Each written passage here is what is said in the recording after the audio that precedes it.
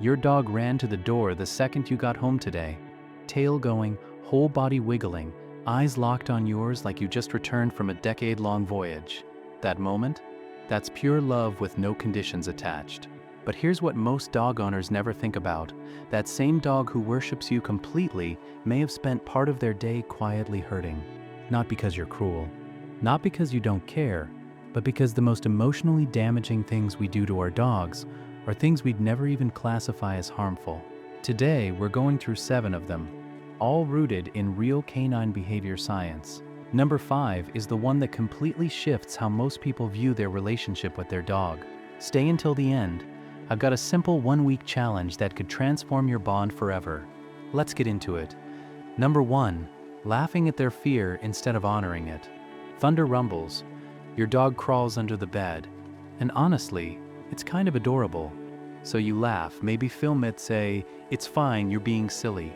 Your dog hears none of that reassurance. What they register is that their distress isn't worth your attention. Dogs experience fear as a full-body physiological event. Heart rate spikes, stress hormones flood their system.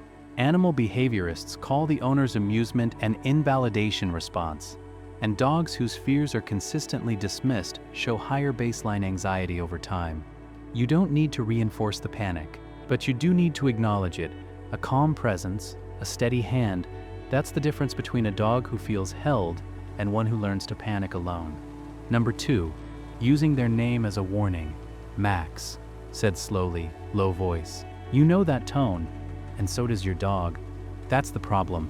A dog's name is supposed to signal good things, but when it's consistently used before correction, they begin associating the sound of themselves with danger.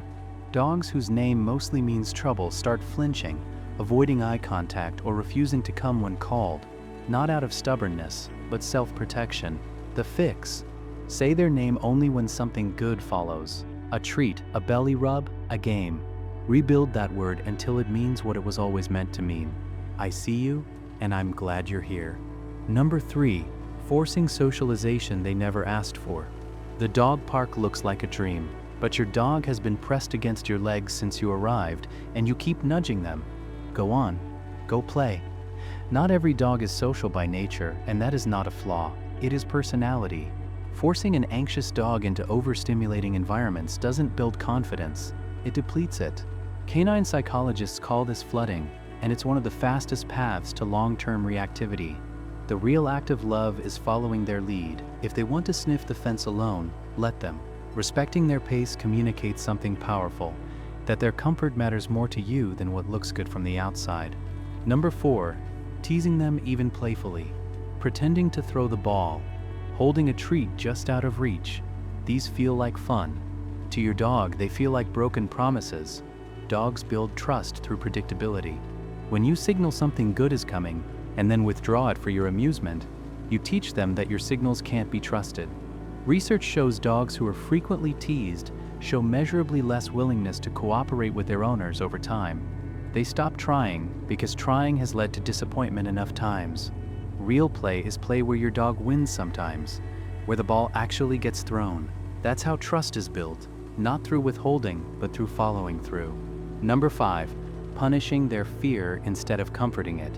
This is the one that changes everything. Your dog trembles at the vet, hides from the vacuum, freezes at thunder, and instead of soothing them, you get frustrated. Stop it, you're fine. In that moment, your dog isn't being difficult. They are terrified, and you are the only safe thing in their world. Canine psychology shows that punishing fear confirms to the dog that the scary thing was dangerous, because now their trusted human is upset too. It doesn't just fail to help. It destroys the one thing they need most, the belief that you are their safe place. Stay calm, get low, offer gentle touch. When you become their anchor instead of another source of stress, the entire relationship transforms, from owner and pet to true emotional partnership. Number 6, constantly interrupting their sleep. They're curled up in afternoon sun, finally settled, and you wake them because you can't resist. Sleep isn't downtime for dogs. It's when their brains consolidate learning and regulate emotion. Dogs need 12 to 14 hours daily, and frequent disruption raises measurable stress markers and irritability. If you must wake them, Use a soft voice first. A gentle touch. Let them surface on their own terms. It takes seconds and tells them something important, that even their rest is respected. Number 7, saying goodbye like it's the last time. Every single time. You get on the floor, cup their face. I love you so much, be good, okay? Okay? 5 full minutes of emotional intensity because you feel guilty leaving, but that goodbye signals to your dog that something distressing is about to happen. You're confirming your departure is worth panicking over. Veterinary behaviorists consistently recommend calm, matter-of-fact exits. Dogs calibrate their entire emotional response to your absence based on the temperature you set when you leave. Love them completely, then walk out the door like you'll be back in an hour. Because you will be. And a calm goodbye is one of the kindest things you can give a dog who loves you more than they'll ever be able to say. Everything on this list has one thing in common. None of it comes from cruelty. It comes from not knowing, and not knowing ends the moment you decide to pay attention. Dogs don't need perfection. They need presence, consistency. They need to know that when they look to us, as they always will, we are looking back. Here's your challenge this week. Pick just one of these 7 and focus on changing it. Maybe it's softer wake-ups. Maybe it's staying calm during their fear. Maybe it's finally throwing the ball every single time.